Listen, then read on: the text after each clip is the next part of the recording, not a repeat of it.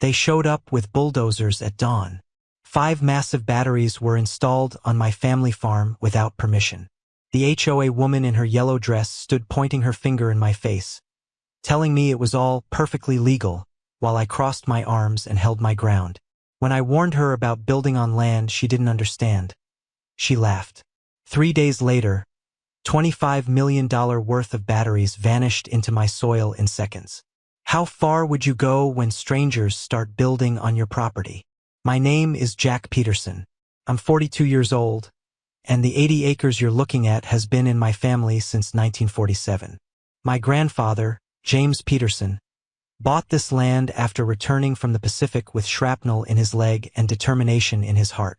The eastern section, where this story takes place, was always his favorite. Tricky land, he called it, needs a special touch. He spent years mapping the underground water channels and installing an intricate drainage system, a system that would later become crucial in ways no one could have imagined. 5 years ago, Sunset Hills development broke ground just north of my property line. Their billboards promised luxury country living without the country work. $3 million homes sprouted where the Mitchell family had raised cattle for a century. With those houses came the Sunset Valley Homeowners Association, 500 pages of rules governing everything from mailbox colors to lawn watering schedules. I still remember when their president, Harold Winters, showed up at my door in his golf cart. "Mr. Peterson," he said with practiced cordiality, "we'd like to offer you the opportunity to join our association. There are significant benefits to standardizing our community aesthetic." I declined politely, thinking that would be the end of our interaction. I was wrong. Last Tuesday started like any other spring morning. I was up before sunrise, checking irrigation systems before the day's heat. As dawn broke, I noticed unusual lights in my eastern field, the section my grandfather had been most proud of transforming.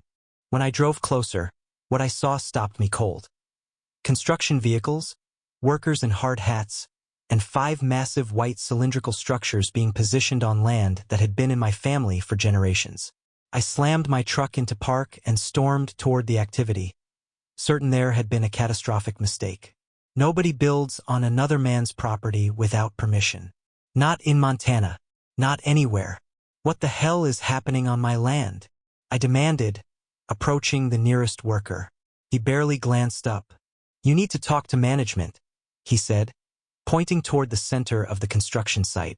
There she stood, a woman around 30, wearing a form-fitting yellow dress completely impractical for a construction site. She had a safety vest thrown over it as an afterthought, and designer heels that sank into my soil with each step. Behind her loomed 4 massive white cylindrical batteries, already partially installed, with construction equipment moving around them.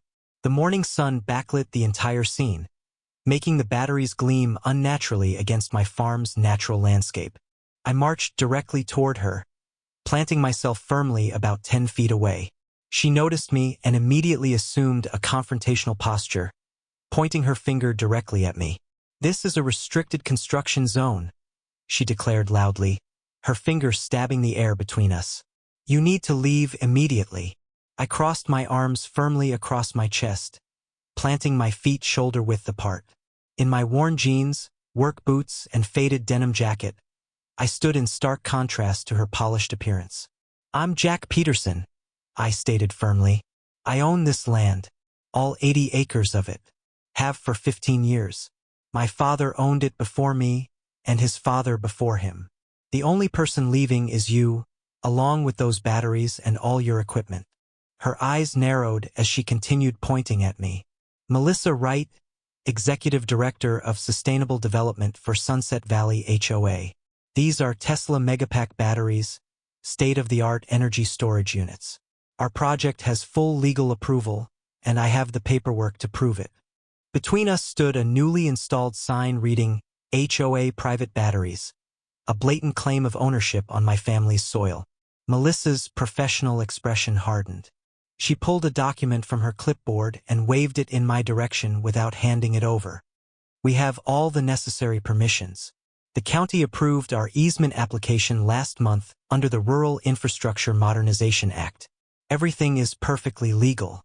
I could see the county letterhead, official stamps, and technical language even from where I stood. "This is impossible," I said, my voice low and controlled despite my rage. "I never received any notice about an easement application." "Notice was published in the legal section of the county register," she replied dismissively, still pointing at me with her other hand. "Section 12B of the Regional Planning Code allows for critical infrastructure development with appropriate public notice." The construction dust swirled around us as a loader moved another pallet of materials. The tableau perfectly matched what would later appear in news coverage, her in her yellow dress pointing accusingly, me standing firm with arms crossed, the massive batteries looming behind her, and workers continuing their installation as if my presence meant nothing. "Those tiny legal notices nobody reads? That's how you steal someone's land." Melissa's lips formed a tight smile. "The law doesn't require your understanding, Mr. Peterson, only your compliance." She glanced at her designer watch. "Now, these batteries will be installed according to schedule, with or without your approval." As she turned to walk away, I stepped forward. "My grandfather didn't fight at Okinawa so some HOA could steal his land with paperwork tricks." Melissa stopped and turned back. For the first time, I saw something other than rehearsed pleasantness, a flash of genuine irritation. "Mr. Peterson, this project represents a $25 million investment in renewable energy. It has federal grants, state backing, and county approval. Your sentimental attachments, while understandable, are irrelevant to progress." Two security guards I hadn't noticed before suddenly materialized nearby, hands resting casually near their belts.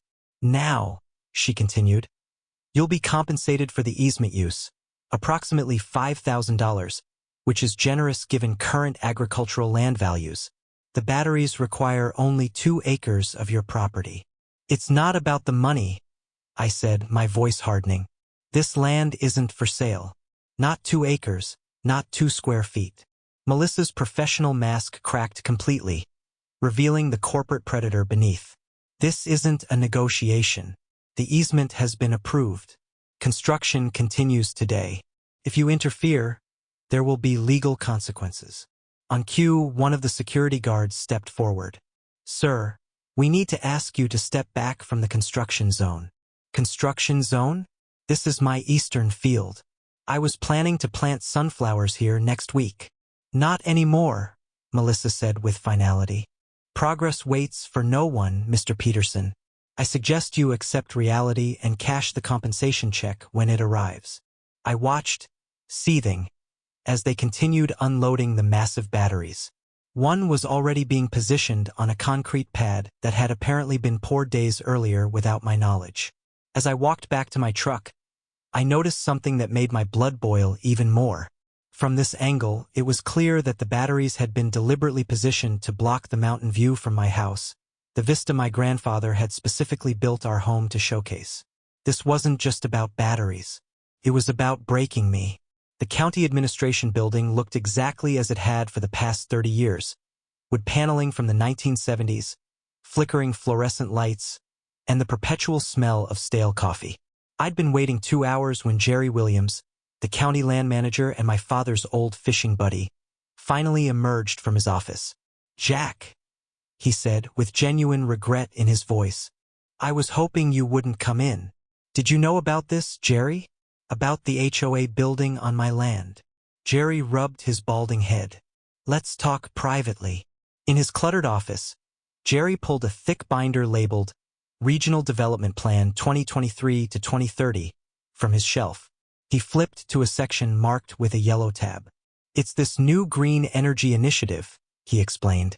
"The state received $400 million in federal funding that required rapid infrastructure development. Our commissioners were strongly encouraged to streamline approval processes." Streamline? They're building on private property without even talking to the owners. Jerry pointed to a highlighted paragraph. "This amendment changed notification requirements. Published notice in the county paper now constitutes legal notification for critical infrastructure projects." That's insane. Nobody reads those legal notices. "I know, Jack." He lowered his voice. Between us, this isn't just about energy. Sunset Valley wants to expand. Your property sits between their current development and where they want to build next.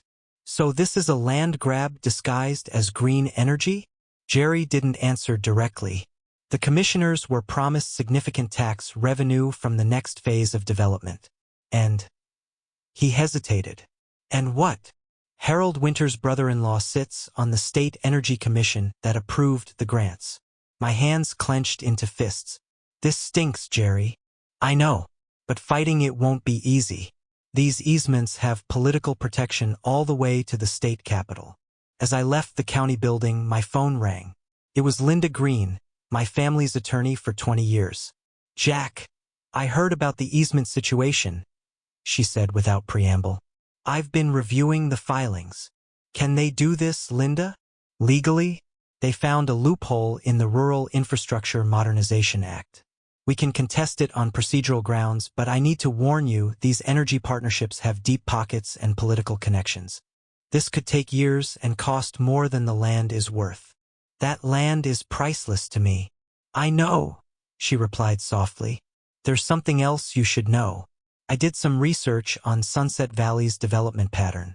This isn't their first rodeo. Last year, they placed solar panels on the Johnson property under a similar easement. 6 months later, the Johnsons sold their entire farm at below market value. Because the solar panels made farming difficult? Partly.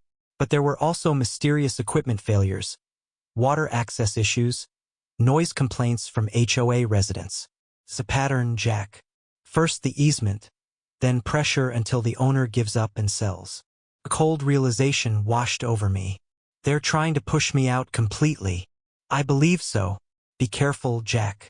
These people don't play fair. When I returned home that afternoon, the installation had progressed at an alarming rate. 3 massive batteries now stood like alien monoliths in my field. Workers had erected security fencing around the perimeter with restricted area signs facing my house. From my kitchen window, I could no longer see the mountain ridgeline that had been my family's view for 3 generations. The batteries had been positioned with surgical precision to block it, a psychological tactic designed to break my connection to the land. The next morning, I found an official envelope taped to my front door, crisp HOA letterhead with embossed gold trim. Inside was a formal letter, generously offering $5,000 for easement compensation, along with an invitation to join Sunset Valley HOA as a community partner. The letter concluded with thinly veiled warnings about legal consequences for interference with critical infrastructure. I was contemplating my options when Bill Thompson's truck kicked up dust on my driveway. Bill had been farming adjacent land for 40 years and had watched my grandfather transform our eastern field from marshland to productive soil. Heard about the HOA situation, he said grimly as he climbed out. Came to see for myself. It's worse than you think, I told him, showing him the letter.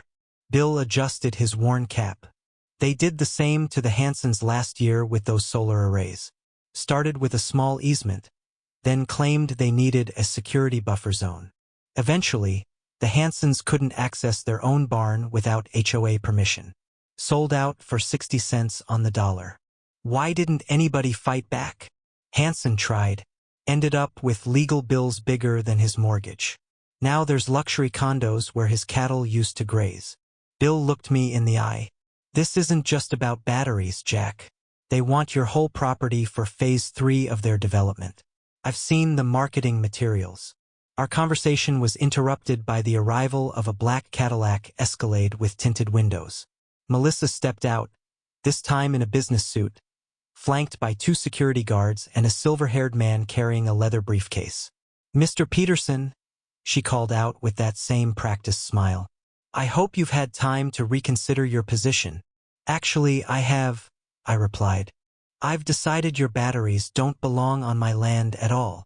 The silver-haired man stepped forward. Harold Winters, president of Sunset Valley Properties and HOA. Mr. Peterson, we'd prefer to resolve this situation amicably. There's nothing amicable about stealing land. Winters smiled condescendingly. No theft has occurred. Everything has proceeded according to county regulations. Regulations you helped write, Bill interjected. Melissa's eyes narrowed at Bill. Mr. Thompson, this doesn't concern you. When you're stealing farmland, it concerns all of us. Bill shot back. Harold opened his briefcase and extracted a document. We're prepared to increase our compensation offer to $10,000, plus enrollment in our community partnership program, which would grant you access to our club facilities. Not interested. Mr. Peterson, Melissa said, her patience visibly thinning. Perhaps you don't understand the situation. This project has federal backing and state protection. The batteries remain. The only question is whether you benefit from cooperation or suffer from obstruction. I served 8 years in the Army Corps of Engineers, I said quietly. I understand situations just fine. Something in my tone must have registered. Melissa studied me more carefully than before. Your military service is commendable, Harold interjected smoothly, but irrelevant here. Our security team will now be stationed on the easement property 24/7 until the project is completed and operational. As if on cue, another SUV arrived carrying 4 more security personnel. That's private property, I objected. Not the easement portion, Melissa said with a smirk. That's legally under our management now. Before leaving, Harold handed me a glossy invitation. The activation ceremony is in 3 days. The governor is sending representatives, along with federal energy officials and national press. It would make a powerful statement of community unity if you attended. After they left, Bill looked worried. What are you going to do, Jack? I studied the invitation, noting the list of VIPs planning to attend. I'm going to give them all exactly what they deserve. That night, I pulled out my grandfather's detailed topographical maps that revealed what the fancy Denver engineers had missed. The complex network of underground water channels beneath those $25 million batteries. As I traced the intricate drainage system he'd ingeniously installed in the 1950s, a plan began forming. The original homesteaders had abandoned this section when their buildings kept vanishing into the marshy soil during spring thaws. Grandfather made the land stable, but what he could stabilize, I could destabilize. I made a call to Mike Reynolds, who'd served with me in Afghanistan where I'd specialized in infrastructure and terrain modification. Now a structural engineer for the Army Corps, Mike listened carefully as I described the situation. Those Tesla Megapacks weigh about 80 tons each when fully loaded, he confirmed. Standard installation requires engineered foundations going down at least 12 feet in stable soil conditions. And in unstable soil, they'd need specialized pilings, possibly down to bedrock depending on the composition. Expensive stuff. He paused. Jack, what are you thinking? Just weighing my options. Be careful, brother. I know that tone from Kandahar. It usually preceded something spectacular. Over the next 2 days, I maintained a facade of defeat.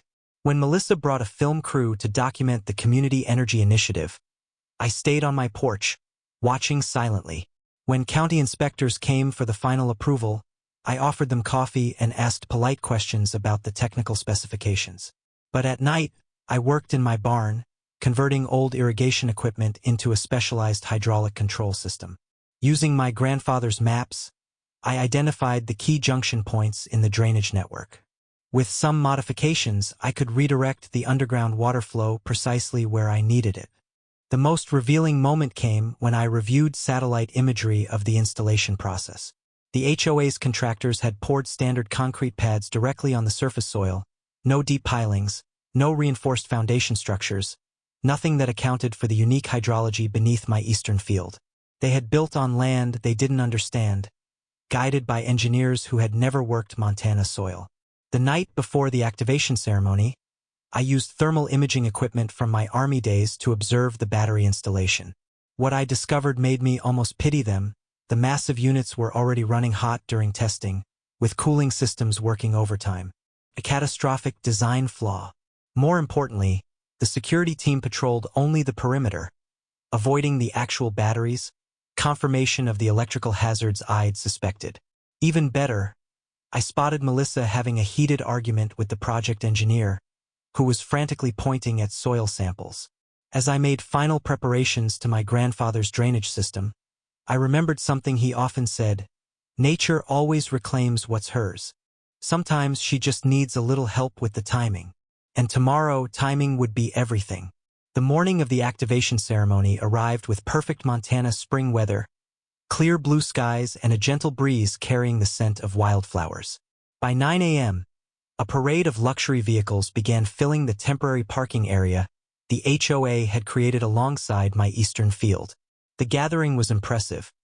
HOA board members in business attire, county commissioners looking nervous, state officials, energy company executives, and even a congressman from the Eastern District. They'd erected a stage with a podium directly in front of the batteries, complete with a giant red ribbon for the ceremonial cutting. Melissa spotted me watching from my property line and approached, triumph evident in her stride and a champagne flute in her hand. "Mr. Peterson," she called out, "I'm pleased you've decided to join our celebration. Your participation would be welcome on stage." "I wouldn't miss this for the world," I replied. Her confident smile faltered slightly at my tone. "The governor's chief of staff called this morning. This project is being highlighted as a model for rural energy initiatives statewide. We're expecting national coverage." "Congratulations." She studied me suspiciously. "You seem different today. Just accepting reality, like you suggested." "Well, that's good." She checked her designer watch. "The ceremony begins in 30 minutes. The board would be willing to acknowledge your contribution during the speeches." "That won't be necessary." As she turned to leave, I called after her. "Ms. Wright, one question. Did your engineers ever conduct a proper geological survey of this specific location?" She stopped. "Of course. We had specialists from Denver." "Specialists familiar with Montana's unique underground water systems?" For the first time, I saw a flicker of uncertainty cross her face. "What are you implying?" "Just curious if they noticed the seasonal aquifer that runs about 15 feet below where you built. Or if they found my grandfather's drainage system that's kept this land stable for 70 years. Our engineers assured us." "Did they mention that the ground here can look perfectly stable for weeks or months, but with the right conditions?"